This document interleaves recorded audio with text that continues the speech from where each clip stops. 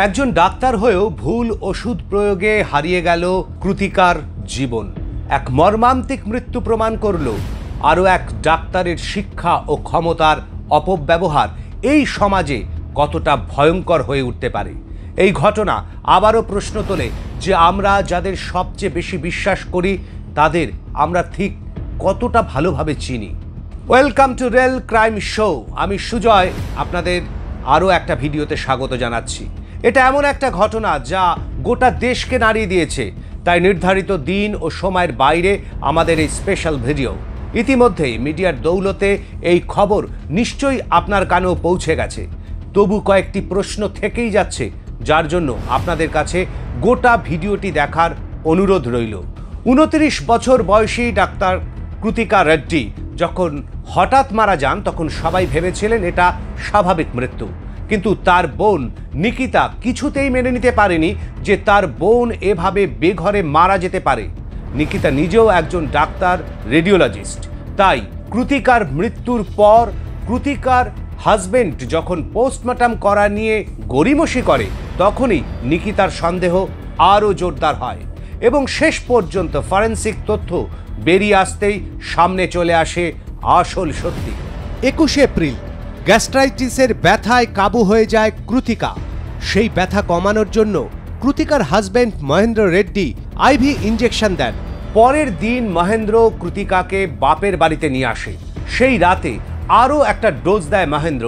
23 তারিখ রাতে মহেন্দ্র কৃতিকাকে শেষ ডোজ দেয়। এরপরই হঠাৎ ঠান্ডা হয়ে যায় কৃতিকার শরীর।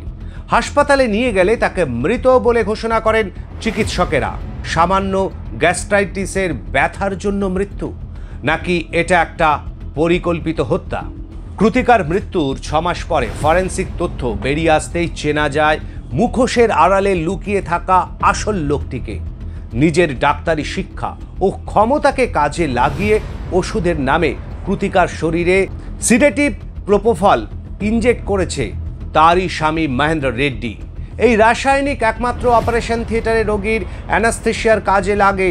তাই একজন মানুষের শরীরে ঠিক কতটা প্রোপোফল প্রয়োগ করলে সে কোলাপস করে যেতে পারে তা খুব ভালোভাবেই জানত সার্জেন্ট ডাক্তার মহেন্দ্র রেড্ডি।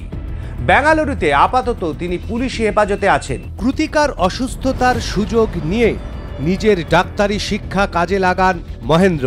হাসপাতালে কর্মরত থাকায় ওটি থেকে নির্দিষ্ট ডোজ মজুত করা তার কাছে সহজ ছিল। তবে পারিবারিকভাবে মহেন্দ্রদের ওষুধের বিরাট ব্যবসা রয়েছে, ফলে সেখান থেকেও এই সিভেটিভ তিনি মজুত করে থাকতে পারেন। পুলিশ কৃতিকার খুনে ব্যবহার হওয়া প্রোপোফলের উৎস খুঁজছে। কৃতিকার জামাইবাবু মোহনজি রেড্ডি বলেন, মহেন্দ্র এতটাই মুহ্যবান থাকার ভান করত যে কেউই ভাবতে পারেনি ঠান্ডা মাথায় এই খুনটাও করতে পারে সে। কিন্তু প্রশ্ন হলো, যাদের কাছে মানুষ ভরসা করে যান প্রাণ বাঁচাতে, তারাই যদি প্রাণ নেওয়ার খেলায় মেতে ওঠেন, তাহলে কাকে বিশ্বাস করব বলুন তো?